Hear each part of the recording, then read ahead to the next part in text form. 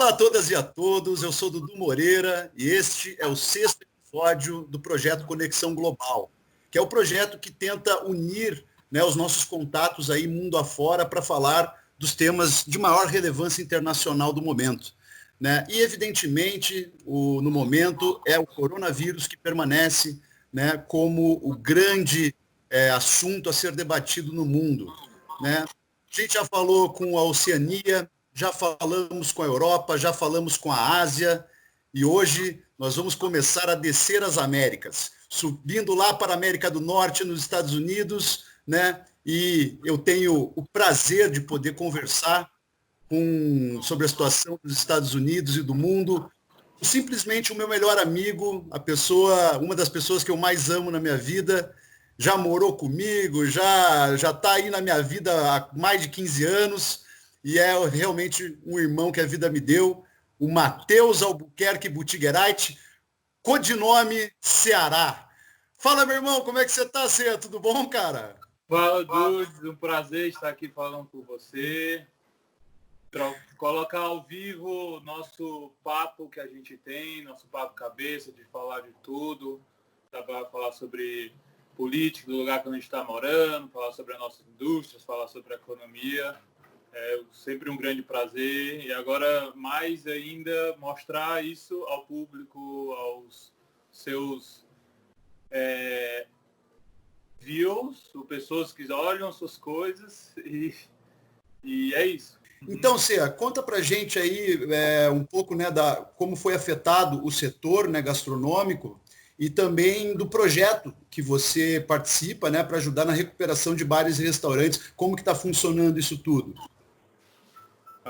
Nós fomos muito afetados na questão da pandemia, e então muitas pessoas perderam empregos, mais ou menos 80% dos empregados em restaurantes foram desligados às suas empresas. E do governo federal aqui nos Estados Unidos teve uma ajuda, mas a ajuda que eles ofereceram aos restaurantes para restaurantes foram uma porcentagem de seu faturamento anual, e só que o restaurante teria que dar alguma certa garantia, algum imóvel, alguma coisa que comprovasse que eles poderiam pagar no futuro. E para restaurantes independentes isso dificulta muito, porque a questão do cash flow de um restaurante independente aqui nos Estados Unidos, em média, é de 3 meses. Então, o cash flow é o ciclo do dinheiro entre receber, pagar, tudo, então só 3 meses. Isso para um restaurante bom. Um restaurante menor que está começando, geralmente em torno de 45 dias. Então, restaurantes pequenos, independentes, não conseguiam pegar esse incentivo do governo para manter o business vivo. Então, aqui estou acompanhando muitos dados aqui em Nova York, e a indústria hoteleira e restaurante de Nova York é uma indústria muito grande.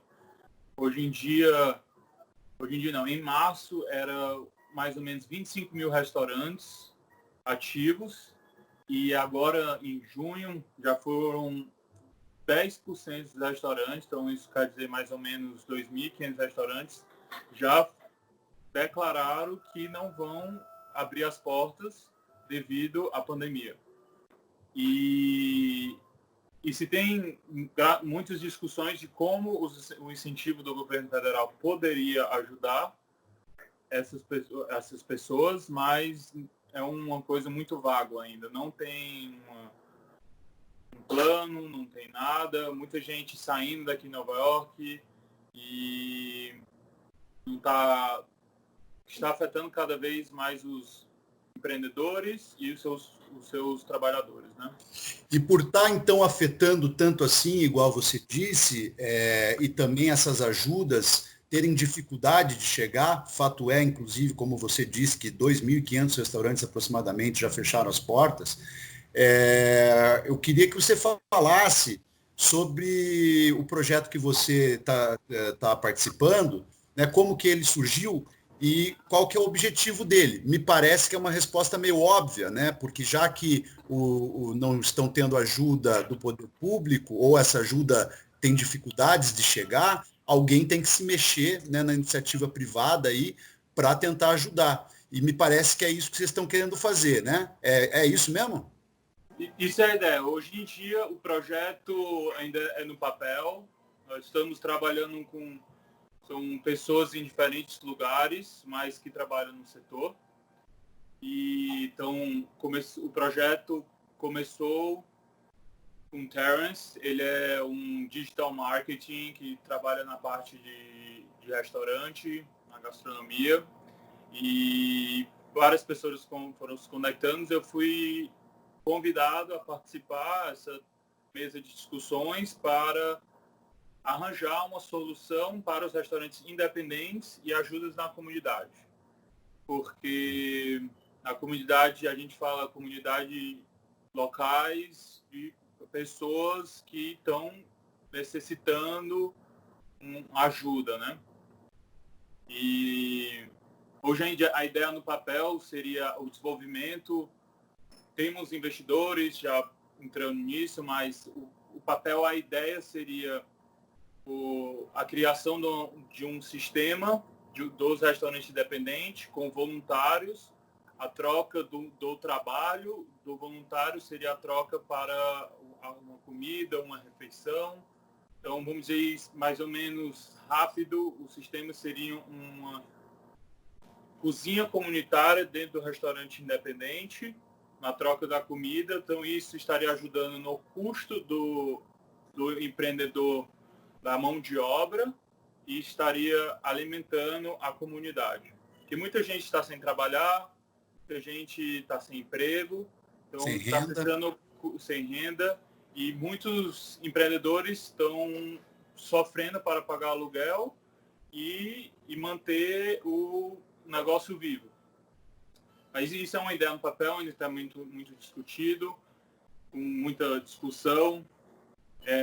Mas o que se rola muito hoje são o engajamento de muitos restaurantes que têm condições de manter alguns empregadores e doações do núcleo de fornecedores de alimentos, que muitos alimentos estão sendo muito descartados, está rolando um subaproveitamento.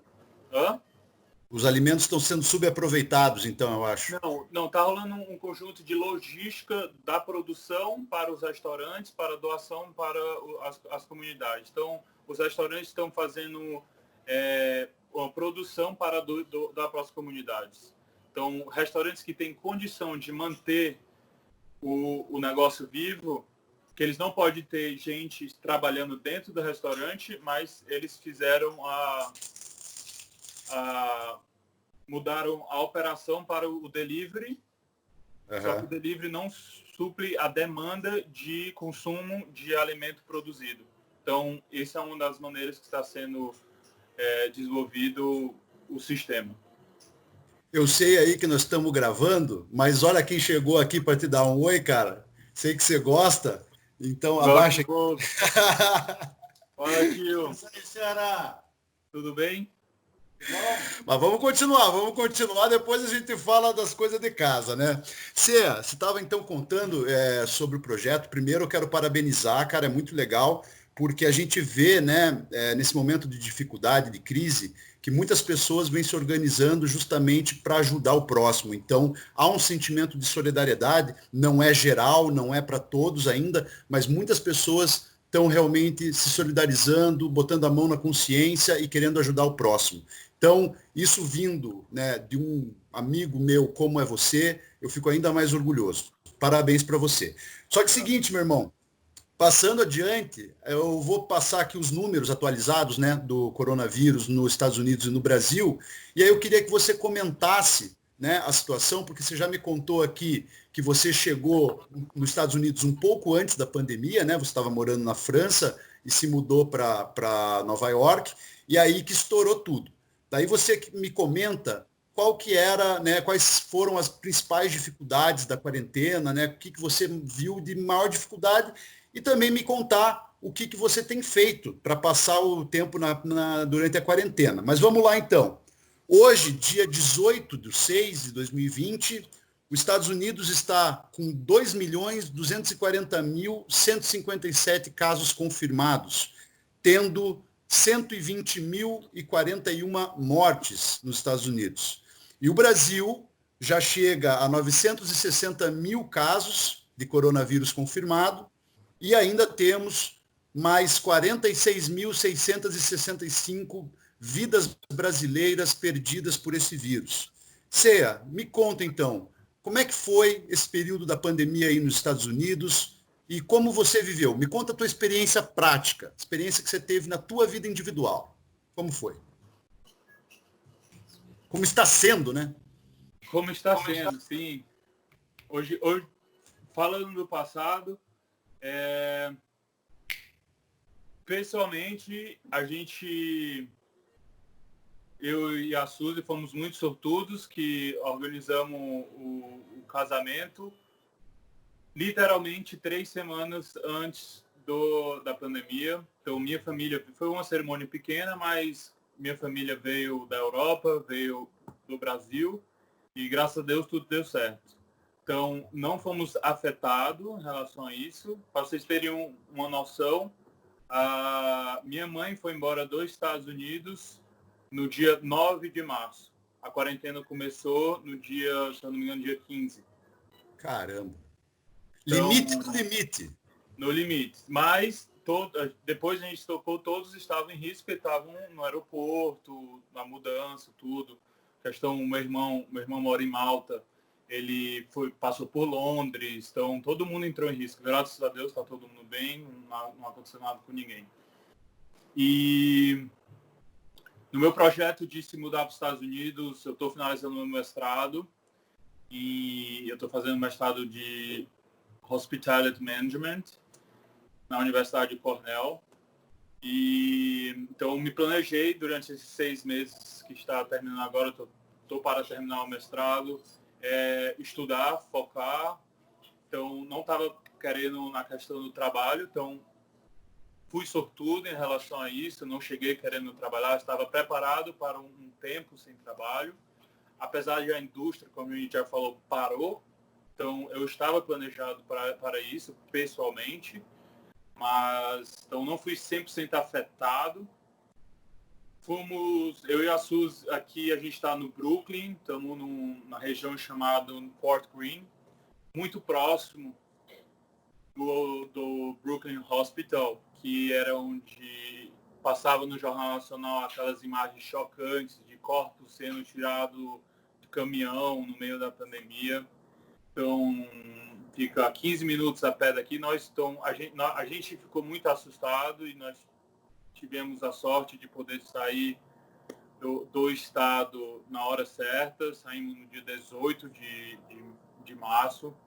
Só voltamos para cá no final de maio, início de junho. E ficamos isolados. Fomos para o estado de Connecticut e ficamos isolados. Sofremos um pouco de, vamos dizer, preconceito por questão de estar dirigindo um carro de uma placa de Nova York. Então, pessoas ficavam olhando meio assim, chegaram até falar pra gente, o que é que vocês estão fazendo aqui? Querendo comprar um vinho, alguma coisa para um jantar, entregar a nossa identidade do estado de Nova York, um olhar feio. Então, isso foi uma experiência que a gente teve. A gente não queria se expor para não sofrer isso, mas querendo ou não foi, tivemos um preconceito de vir do estado onde estava realmente acontecendo a pandemia, o estado de Nova York. E aqui foi uma coisa muito feia, né? Que falamos de que foram 2,2 mil casos já nos Estados Unidos, só no estado de Nova York foram 390 mil. Então, vamos dizer que 5% dos casos é só no estado, dos 50.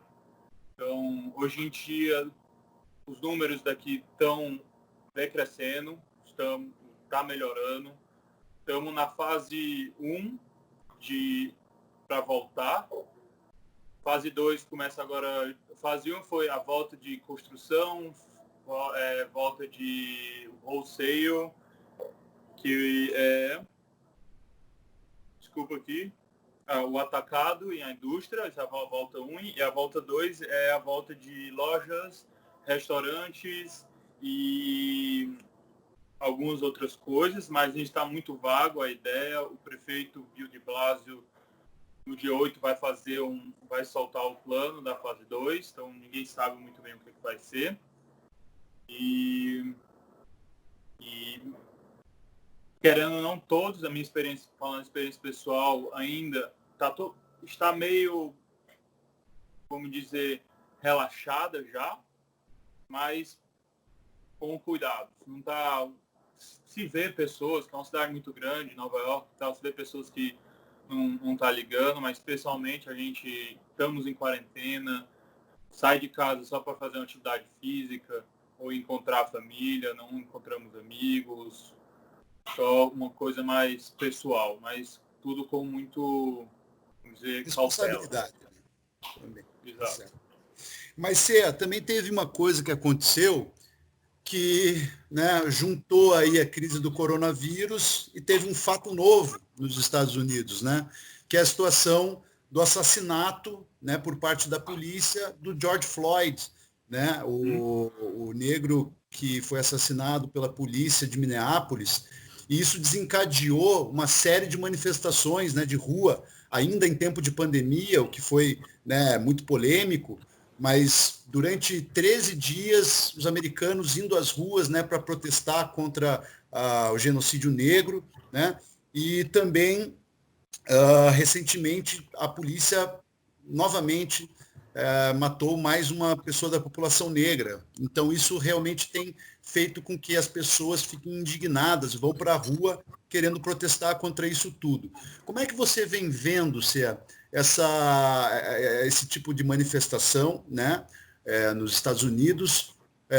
Se há uma comoção, de fato, coletiva, que as pessoas estão realmente se importando? E, enfim, como que você está analisando toda essa situação aí agora? Há perspectiva de mudança ou não? Respondendo a pergunta, há perspectiva de mudança, tem muitos projetos, se eu não me engano, essa semana já foi aprovada a reforma da polícia no âmbito federal. Sim. E mais ou menos a cada $1, 25 centos aqui no estado de Nova York ia para a polícia, não ia para projetos sociais, não ia para o hospital. Então, estamos falando de 1/4 de dinheiro público indo para a polícia. Então, isso é um poder muito grande na polícia. Mas, falando dos protestos, o George Floyd foi a gota d'água. Nós sabemos o mundo que nós vivemos e aqui nos Estados Unidos, como no Brasil, mas aqui eu acho que é forte a questão da diferença racial e é uma realidade. E no início da pandemia aconteceu na Geórgia, em fevereiro, o assassinato de um universitário, chama Ahmaud Arbery, aí que começou a questão dos protestos. Em março, em Kentucky, Breonna Taylor também foi assassinado, não só com violência policial. Em maio, George Floyd, que foi a violência policial que ficou clara, vídeo viralizou. Então, não foi só uma coisa, foi uma coisa passada, de 3 meses de acontecimento, que são de anos, de gerações. Parece que o balde foi enchendo e agora transbordou, né? Exato, foi só a gota d'água. E são gerações, são vários protestos de anos e anos e anos. E existem protestos pacíficos. Como eu estou morando no Brooklyn, então no Brooklyn se vê, tem muitos protestos acontecendo. Moro do lado dos pontos de encontro, que é o Barclays Center. Então, vejo muitas pessoas na rua, vejo os protestos pacíficos, mas também tem os protestos não pacíficos. Muita gente tira proveito para fazer vamos dizer, tipo, tirar proveito do acontecimento para fazer o mal, né? Mas a ideia, a causa é uma causa nobre e tá dando, graças a Deus, tá fazendo efeitos. Tá fazendo efeito, como a gente falou inicialmente, já foi aprovado em âmbito federal uma reforma da polícia e hoje em dia as coisas já se acalmaram, a questão de projetos, dos protestos, mas ainda se vê na rua muitas bandeiras, camisas, e eu acho que isso é uma coisa que vai ficar, uma coisa que foi chocante, um cenário de guerra em alguns outros lugares. Nós temos amigo Gus, que mora em Chicago, tipo, viu um abraço pro Gus aí, que acho que vai estar vendo esse vídeo. Um abraço, meu irmão. Gus mora em Chicago, ele viu isso, sentiu, até mais que eu, porque eles foram andar e viram tipo, coisas mais quebradas, tudo. Então, mas agora eu espero que vamos colher o fruto do acontecimento, né? E me diga também, porque assim, ao menos aqui no Brasil, chegava muito a informação de que a postura do presidente Trump era muito criticada, né? Nos dois principais fatos, né? Tanto no coronavírus, que no início ele não deu tanta bola assim, né? Não foi tão displicente como o nosso Bolsonaro aqui, que falou que era apenas uma gripezinha, mas ele não deu tanta bola.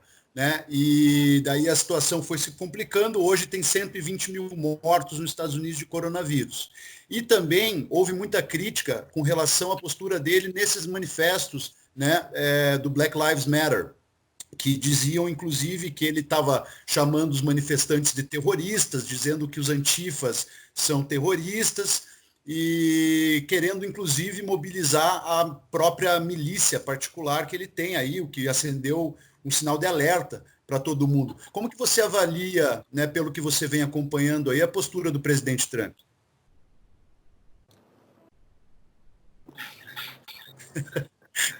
Tá fácil, né, a pergunta?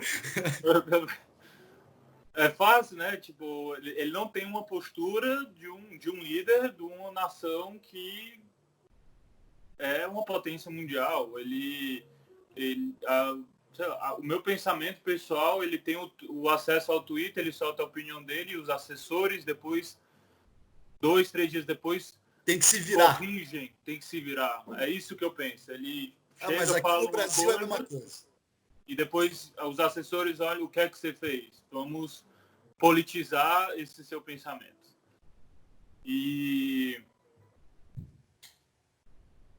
Então, a postura que ele fala é uma postura que não é bem-vinda à população, mas os atos públicos estão ajudando. Vamos dizer, ele falou que talvez